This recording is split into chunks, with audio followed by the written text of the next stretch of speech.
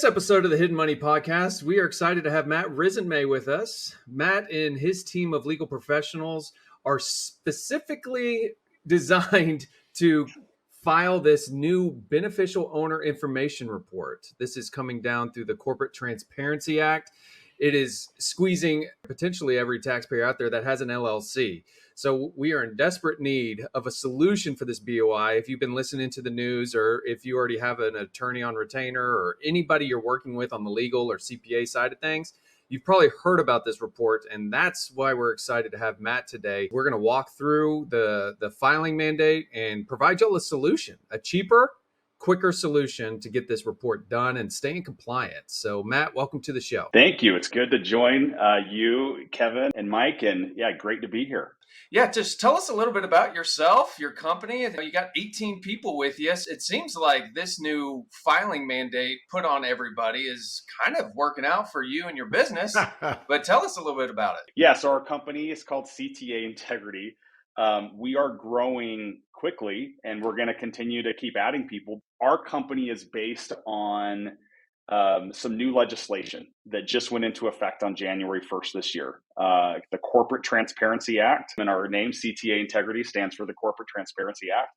And we're growing quickly just because it's a new law that is sweeping and impacts most small businesses in the United States. We started our company about a year and a half ago because we noticed a need in the marketplace with this new legislation coming out that was going to impact so many different businesses, to basically help small business owners be able to navigate the complexities of the Corporate Transparency Act and make sure their businesses are protected, that they didn't have to become a subject expert in legal reportings and compliance issues, and that they could focus on growing their business and have peace of mind. My other partner, who's an attorney, handles our operations team, who handles all the processing, due diligence, and filing services. And we work with small business owners to make sure that they avoid any of those crazy financial penalties from the federal government and make sure that businesses are protected. Well, I'm glad we were able to find a firm like yours that we could partner with. This law, I'm just going to be honest, I don't like it. I think it's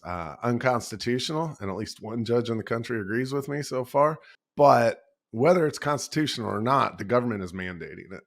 And you don't want to be on the wrong side of the government when they're saying, no, this is legal, you need to do it. You don't want to be the one like we've seen other people say, no, it's not constitutional, and then get put in jail or pay a bunch of penalties. So we're glad we found you. It's still up in the air in a lot of states whether CPAs can even be engaged to prepare this BOI report. Some states say that it's the practice of performing legal services. I don't see why it's that way, but our own liability insurance said, no, you need to work through a lawyer if you want to provide this to your clients. So it's still a lot of stuff up in the air. And we're glad that we found someone that is at least figuring out and pioneering how to navigate these complex, unnecessary, and unconstitutional laws. So thank you for being here, Matt. This is a new law. And so everybody's kind of figuring this out as we go along. And it's definitely not a financial or a tax reporting requirement. Nobody has really definitively said, is it a legal requirement? But because of the gray area associated with it,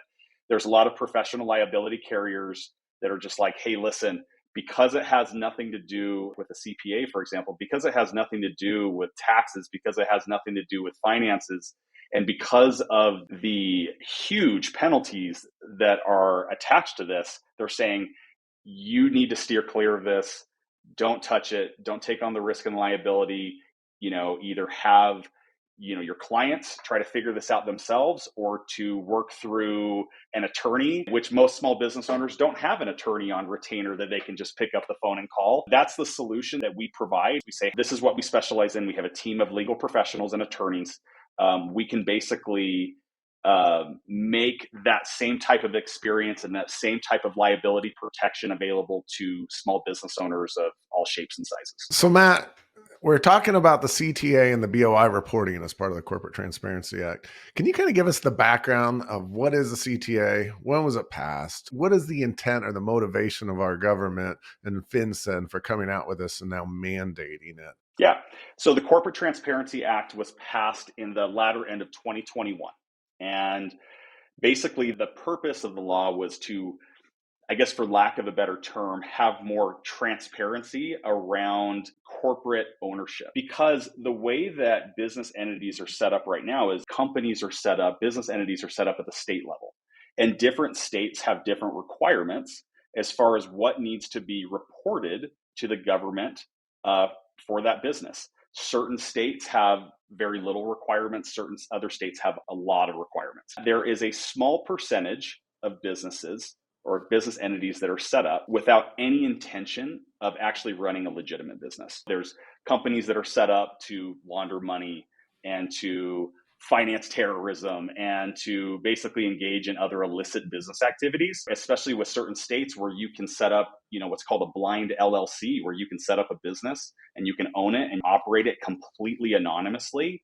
The federal government wanted there to be a standardized reporting process at the federal level across all 50 states and US territories so that they could understand who personally owns or operates every single business entity in the United States as a way to combat, money laundering and illicit business activities. One of the big pushes from lawyers and attorneys for estate and asset protection planning, they have this concept called anonymity. And they say it can really help a lot to keep from you getting sued for unreasonable reasons. But it seems like the CTA just basically took that away. When this first hit the ground, Mike and I were really excited from a business owner standpoint of actually filing this report because all of our clients who have LLCs are probably going to have to file this thing. But when it came down to it and we got more into the details of what this report is, and we talked to our insurance carrier, he was not going to insure us as CPAs to file this report. He said, this is practicing law. You're getting kind of out of your wheelhouse. If you botch this BOI report, our malpractice insurance wouldn't kick in. So Mike and I, our hands were kind of tied. Our clients are in desperate need of filing and having a solution for this. We can't help them. So the next best thing was, okay, we're just going to have to get attorneys involved at $300, $400 an hour. And this report could take 2 to 3 hours. I'm like, and they got to do this every year? I was like, this is crazy. So that's why we're so glad we found you guys, is because y'all do have those legal professionals on staff. Y'all aren't going to be charging those rates. And so thank you for providing this service, first of all, and helping us CPAs, because our hands were tied at first. So tell us a little bit about the process. How do you diagnose if I'm out there and I have an LLC, or maybe I have 10 LLCs? Do I have to file 10 of these things? Yeah, potentially. The first thing that we do is we go through and we determine, number one, does it fall under the legal requirements as far as being required to file a beneficial ownership information report? Basically, what happens is this BOI, beneficial ownership information reporting requirement, applies to companies that are organized as an LLC, as an organization, or as a corporation, or was formed by any document filed with that state's secretary or whatever it's called in your individual state. So that can include, depending on the state, different types of trusts, can include partnerships, can include, lots of different types of entities out there. And so if you're a sole proprietor where you operate under your name and your social security number, no LLC, no business entity, you're most likely off the hook. But first we determine, how is the entity even organized? And then, does it meet one of the 23 different types of exemption? Most of those exemptions are rare, and most of those exemptions basically fall under an industry that is highly regulated. So most of them are financial institutions, banks, credit unions, other types of industries that already have a lot of regulatory oversight and reporting, like publicly traded companies, nonprofits, things like that. One of the other exemptions is what's considered a large operating company. And to be classified as a large operating company, you have to meet 3 criteria. In the previous tax year, you had to have done at least $5 million in gross receipts or in top line revenue, currently have at least 20 full-time W-2 employees, and have an operating presence in the United States. You have to meet all 3 of those criteria. And if you do that, then you would be exempt from reporting.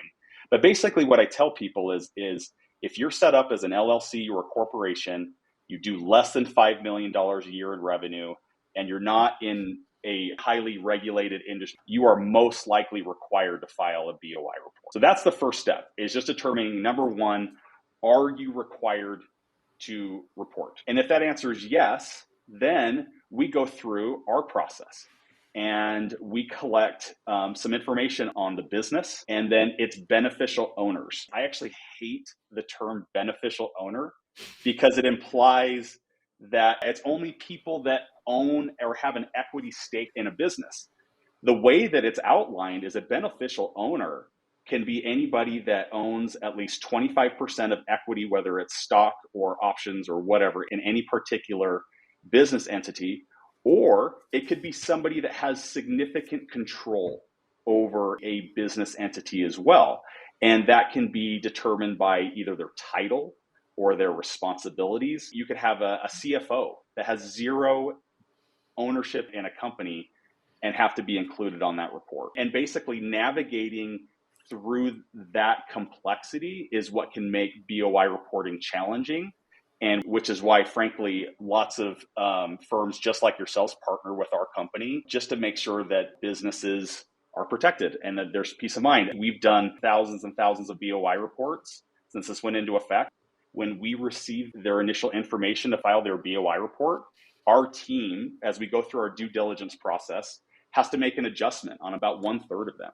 So had they filed themselves directly with the federal government based on our data, about 1/3 of the people would technically be out of compliance just because, again, there's more complexity to this than what meets the eye. To Mike's point, it's crazy, but it is what it is. And we're happy to be part of a solution to kind of help business owners with this. You mentioned 1/3 of the people who have filed with you guys have made some kind of error on the data that they had submitted, and you guys have caught that and fixed it. What are the penalties? What happens if you file this wrong or if you don't file it? Like, give me the most reasonable likely case and the worst case scenarios. What can happen? Yeah, so there can actually be financial and or criminal penalties. And so the way that the law is outlined is that the financial penalty is $500 per day. They actually just updated the financial penalties. They adjusted it for inflation.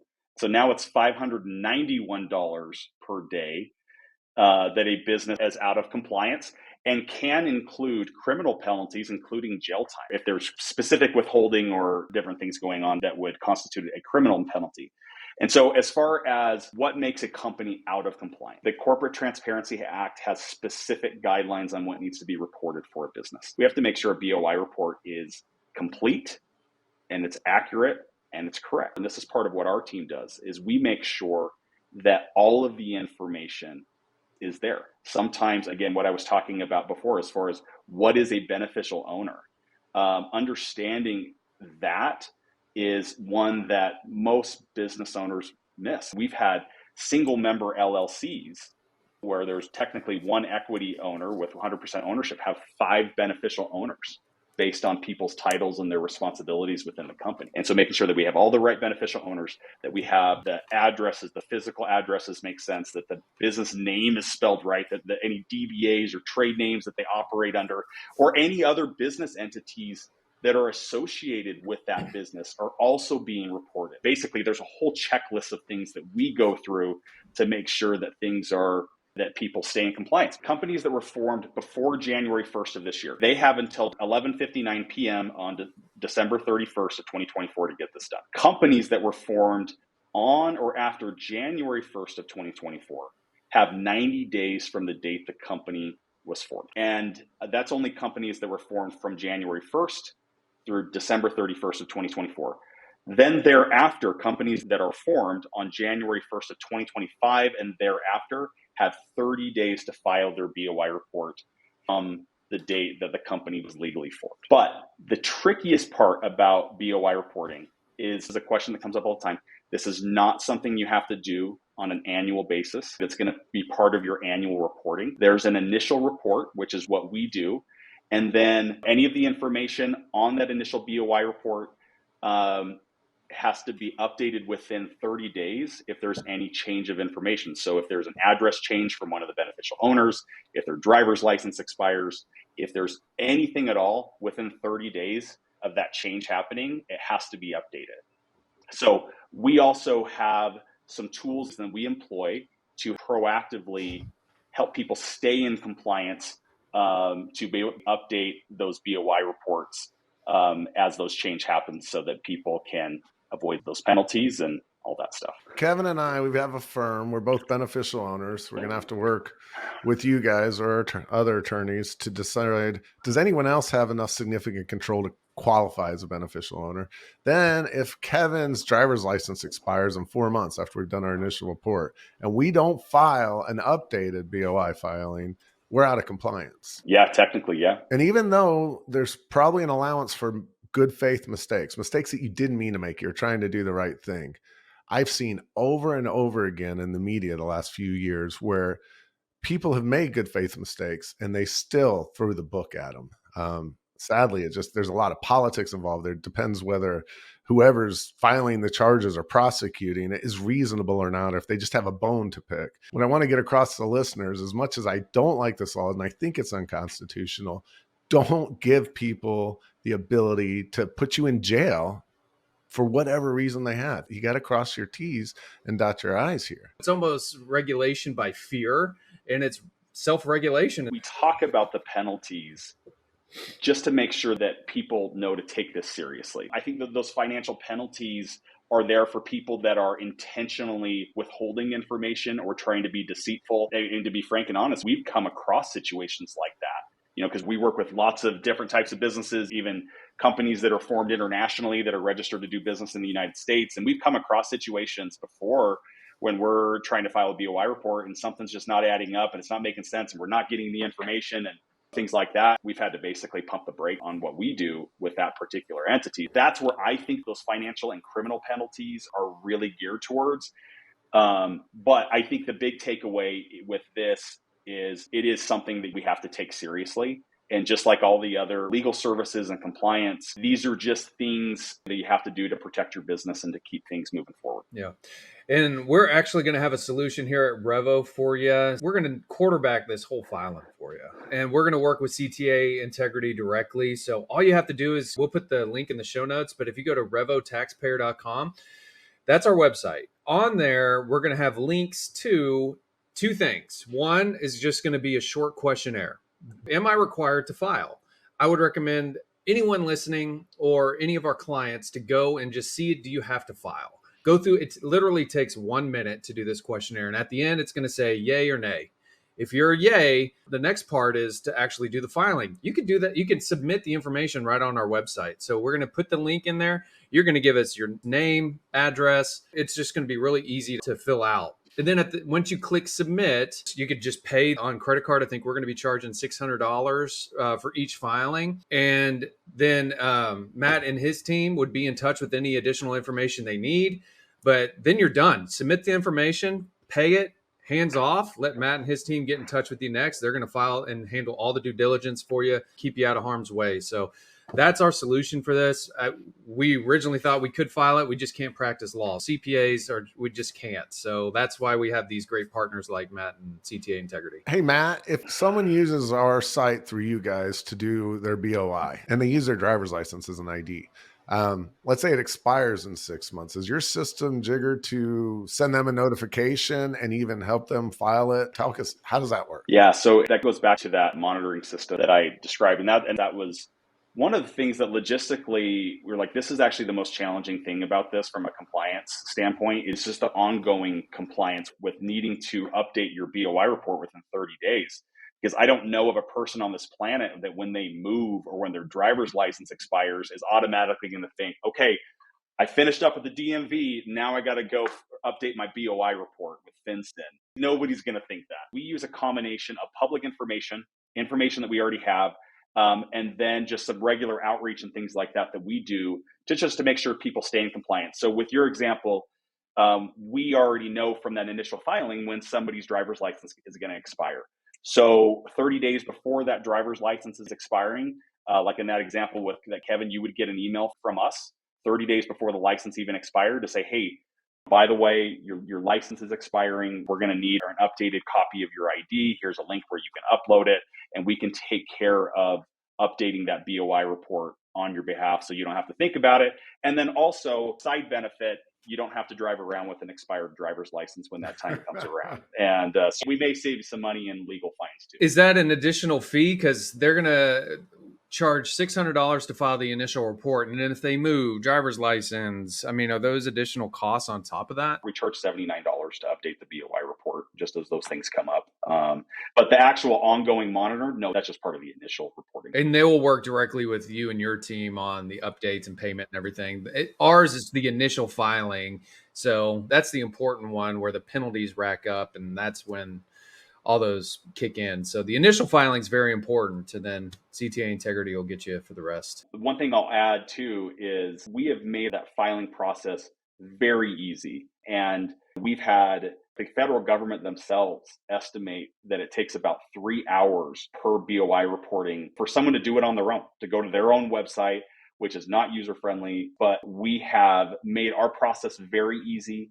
For lack of a better terms, really dumb things down just to get the pieces that we need so that we can start our job. Most of the time, for most people, it takes about 5 or 10 minutes to complete that. And then we handle everything else. There may be a little bit of back and forth if we have any clarifying questions or anything like that. But typically, from our client's point of view, it takes about 5 or 10 minutes, and then we take the rest off the plate. How the Corporate Transparency Act will look for the long term is still yet to be seen, to be known.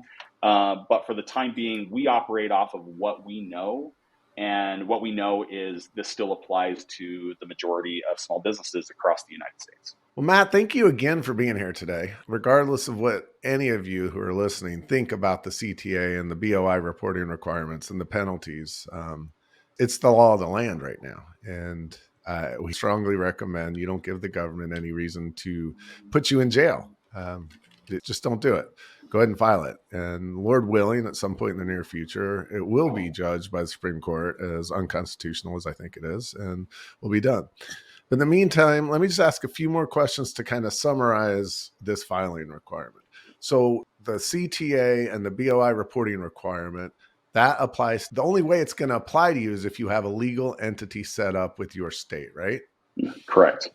Yes. If you have a legal entity that was formed by your state, LLC, partnership, corporation, then the CTA reporting requirements probably apply to you. Okay.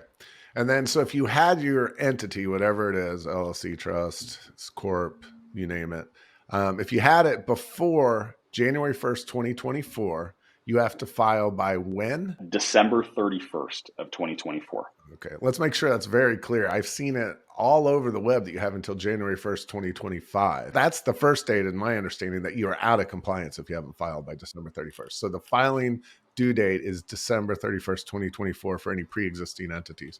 Then any entities created during the 2024 tax year, they have 90 days to file. Yeah, exactly. 90 days from the date, basically, your articles of organization or incorporation were stamped by the Secretary of State saying, this is now a legal entity. 90 days from that point is the deadline. But then if you create a new entity, January 1st, 2025, or after that, you have a 30-day due date, right? So once you file your articles or once you're licensed with the state or recorded with the state, you got 30 days. And again, the most severe penalties is a lot of money and a couple of years in jail, I believe, right? Yeah, it's 2 years in jail and then $591 per day, which probably will continue to be jacked up due to inflation. It was $500 last year and just recently went up to $591. If you want to file using our partner CTA through our firm at Revo, you go to Revo Taxpayer Advocacy, look in the top under services, and you will see the filing for this. At least fill out the questionnaire. Feel free to file on your own too. Anything else? Any final thoughts, Matt? Yeah, what I would say is we don't actually offer BOI filing services. What we really offer is peace of mind. Say, hey, this is what we specialize in. This is what we do. Everything's going to be reviewed by a licensed attorney. We will file a BOI report for you to help you stay in compliance. But ultimately, what we are providing to you is peace of mind that your business is protected, that you don't have to worry about the government coming after you for this crazy stuff, and that you can, allocate your time and your resources into building your business without having to worry about these legal and compliance issues. Awesome. Well, thank you very much, man. Thanks for being here. Yeah, thanks, Matt. Yeah, you bet. Thanks, guys.